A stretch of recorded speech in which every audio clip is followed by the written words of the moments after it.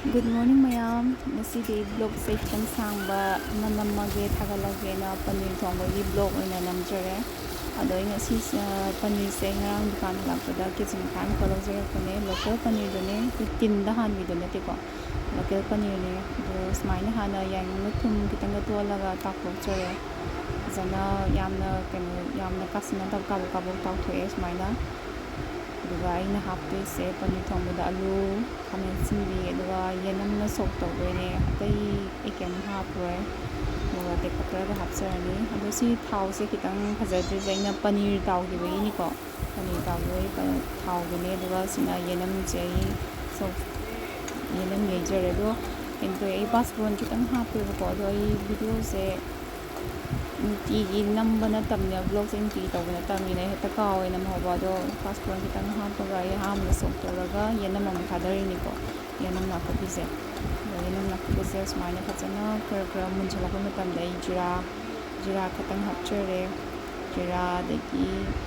phachana smaina hapaga mulam tung dai khamin sin hapchen gare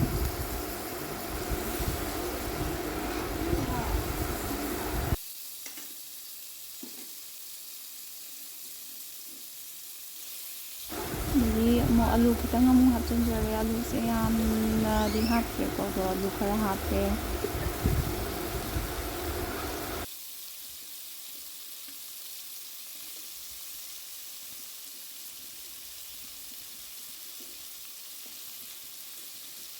alu happe matungya mo te hapchen jare aduga smaina happe matungda aise dang kano se kai gas ki mai kano chang gas mai na kitang pikna leitharaga ngau na kino da ai thau jam happe ba thau ni kitang happe ga tawani na mai leitharaga ngau jare dagi morong mu chap jare color morok to yamna di happe dum kitang na chu chana hapche ni ko duga machu happe matung da smile le re ko poche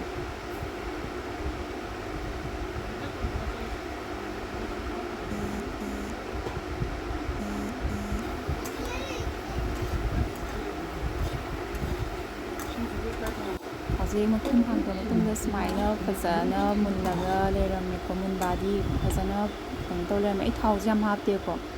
ꯊꯥꯎꯁꯦ ꯌꯥꯝ ꯍꯥꯞꯇꯕꯅ ꯃꯩꯁꯦ ꯑꯗꯨꯝ ꯂꯩꯊꯔꯒ ꯁꯨꯃꯥꯏꯅ ꯉꯧꯖꯩ ꯃꯇꯝꯕꯨꯗꯤ ꯌꯥꯝ ꯀꯨꯏꯅ ꯆꯪꯉꯦ ꯁꯨꯃꯥꯏꯅ ꯃꯩ ꯂꯩꯊꯔꯒ ꯉꯧꯕꯁꯦ ꯊꯥꯎꯗꯣ ꯌꯥꯝ ꯍꯥꯞꯇꯕꯅꯤꯅ ꯑꯩ ꯁꯨꯃꯥꯏꯅ ꯃꯩ ꯂꯩꯊꯔꯒ ꯉꯧꯕꯁꯦ ꯑꯗꯨꯝ ꯊꯣꯛꯂꯛꯑꯦꯕ ꯊꯥꯎꯁꯦ ꯑꯗꯨꯝ ꯃꯩ ꯂꯩꯊꯔꯒ ꯉꯧꯕꯅꯤꯅ ꯑꯗꯨꯝ ꯆꯥꯟꯅꯈꯤ smaina hawbsu dum hawane smaina yare thongmasina haw henuni ko aduga ai smaina mulle ha kan da ai asai paneer do hapchim jare nama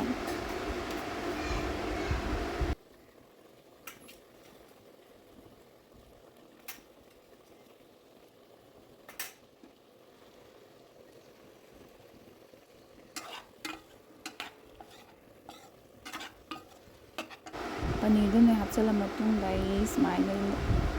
ko aduga si paneer ne hapaga okhai jare phachana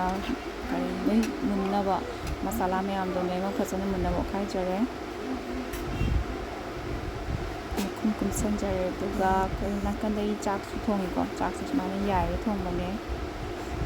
sonda saulera me mai se phachana haudo di male camera di khangre ko phachana ma chu je do singma de haudo male je lojare thongba ai channel se like subscribe to ko ko mayam